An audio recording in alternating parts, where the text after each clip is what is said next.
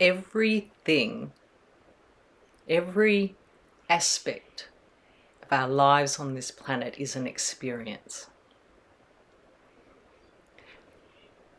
We can experience something in one way in one moment, and we can actually go back and look at exactly the same thing. Like, let's say it's a movie, and we can experience it very differently. Like, the first time I watched E.T., it was very, very sad when E.T. and Elliot got separated and everything. And, as an adult, I watched it again and I still have a little cry, but I don't experience it like I did when I was a child. Or The Wizard of Oz, yeah. As a child, I found that movie terrifying. My experience was I was terrified by the movie. And now I can look at it and just see it's just all a bunch of colours and storyline played out, and I can see, that's why it might induce fear in an innocent child. But I don't feel terrified at all. So with this, I just wanted to sort of think about, consider projections, that we are always projecting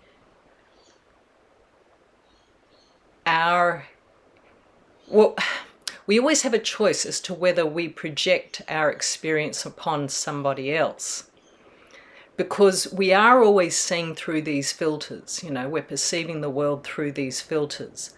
So I have to talk sort of in reverse. So people will project upon us when they say, when they're projecting their experience of you, that they perceive, this is what you must be thinking, this is what you're not seeing, and I believe I can see what you're not seeing, and I'll help you to change that. And but really, what's going on is they're just projecting their experience onto your own mind on what they think it should be, trying to mold you according to their experience.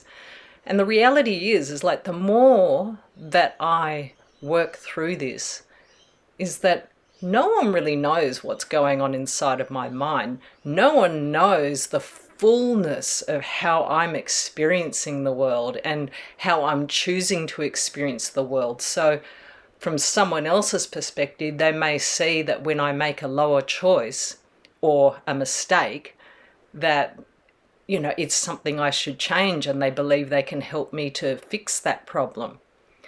But you see, the reality is, in my mind, I'm allowing myself to have all the experiences, light and dark. It doesn't really matter to me, because I learn from the whole lot. If I go into an experience where it's a lower self, I'm just trying it on. And I just realize, but I can step away from this and I can look back at what happened, when I express myself through a lower consciousness, and I can change that, just like that. I can't change that past experience. It's done. I haven't got a time machine to go back there and change that, but I can change it in the present. And this is how I'm moving through life. I'm allowing the wholeness of experiences. I'm not judging them as right or wrong. I'm not judging a higher expression as better than a lower expression.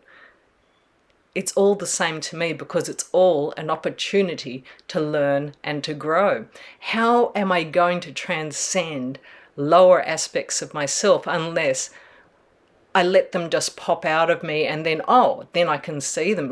If I keep them hidden and repressed inside of myself, they'll stay there. I've got to just allow these things to come out and to be seen.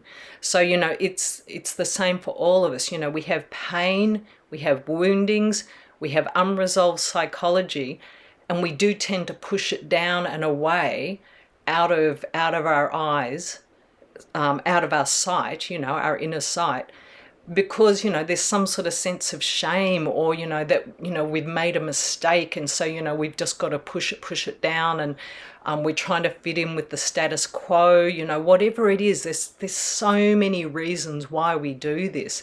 We don't want to be seen as, you know, like wrong. We don't want to be seen as bad and all that sort of stuff. And the reality is, so long as it stays inside of us and all pushed down and out of the way, it's always going to be affecting us. You know, it's got to come up to the surface sooner or later. That pain, that illusion, it has to come up and out so that we can go, ah, oh, right, you know, that's how I was behaving, or that's how I was perceiving, or that's how I was expressing, and like, what can I do about this? You know, why was I thinking that way? And, you know, we don't have to do too much analysis, but we can sort of recognize it and say, well, I don't want to experience the world in that way anymore. You know, I don't want to feel upset when someone projects upon me.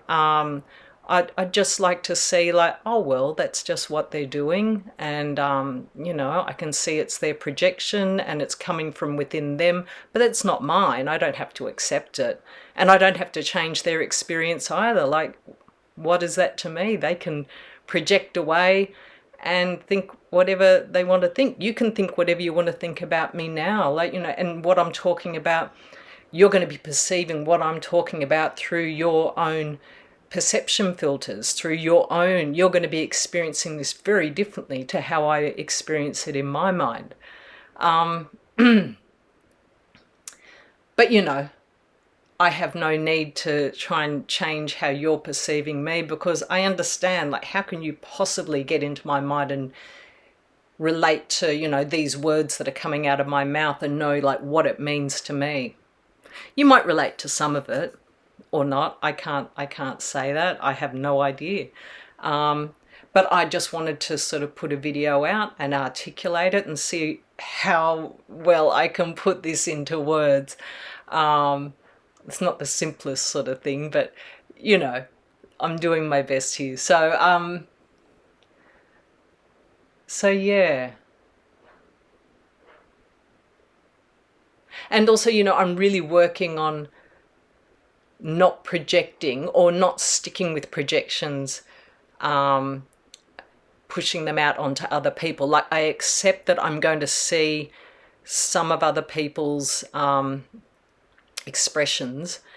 I'm going to see them through these filters in my own mind, because, you know, what they're expressing is going to trigger some sort of a memory for me, and then I'll start perceiving through that. And I'm recognizing when this happens, and I'm just sort of making the choice to let it go. Like, sometimes this impulse comes up, and it makes it easier for me to recognize it. If this impulse comes up where I want to try and correct that other person, I want to try and, yeah, if I want to try and fix or correct that other person's mind, I just realize, oh, I see what's happening, and this is all happening inside of me now. I don't really tend to go out.